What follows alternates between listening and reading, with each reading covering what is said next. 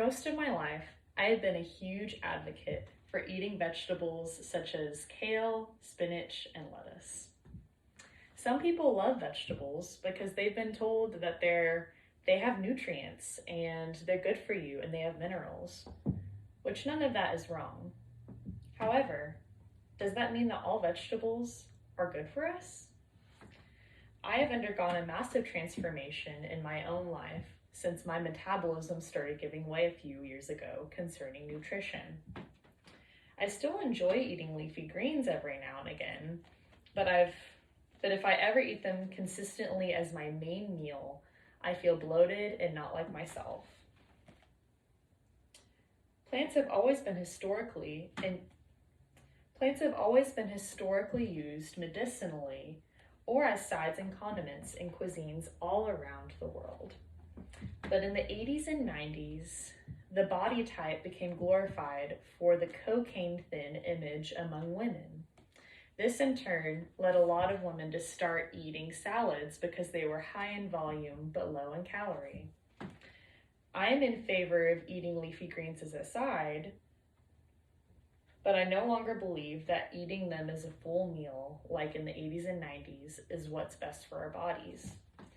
My information comes from nutritionist Jessica Ash, as well as Kate Deering, the author of the book, How to Heal Your Metabolism.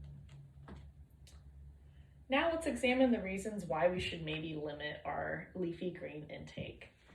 First, leafy greens actually contain a low dose of toxins.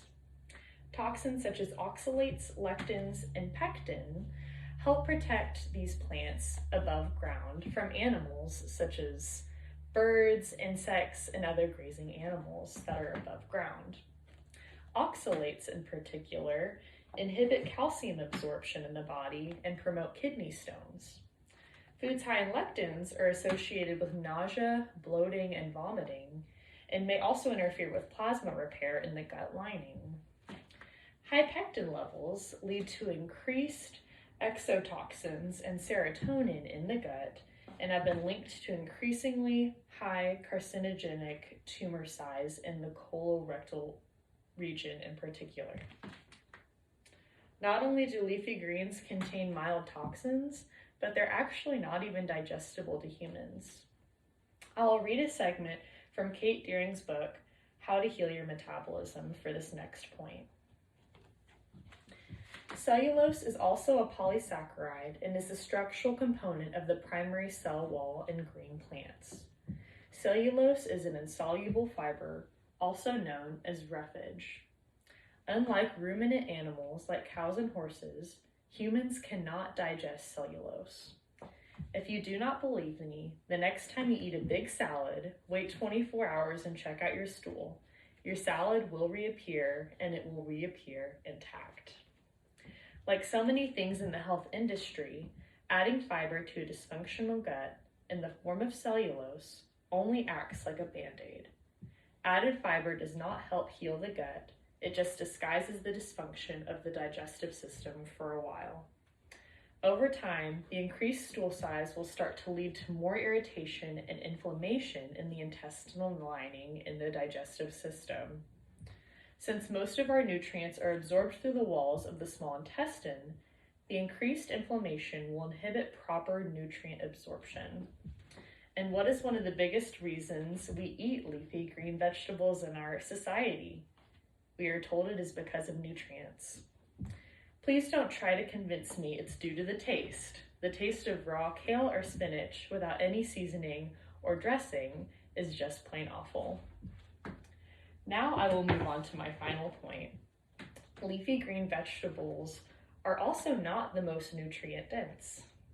Because root vegetables grow underground, they actually contain lower levels of toxins versus leafy green vegetables.